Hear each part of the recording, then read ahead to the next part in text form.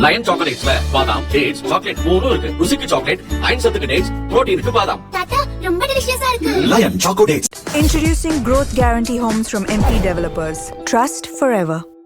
விண்வெளிக்கு செல்லும் வீரர்களுக்கான பயிற்சி கூடம் மற்றும் தனிமைப்படுத்தும் மையம் ஆகியவை இதுவரை இந்தியாவில் இல்லை.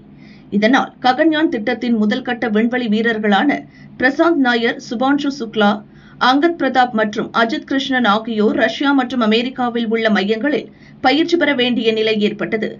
இனி விண்வெளி வீரர்களுக்கு இந்தியாவிலேயே முழுமையான பயிற்சி அளிக்கும் வகையில் தனிமைப்படுத்தும் மையம் அமைக்கப்பட உள்ளது.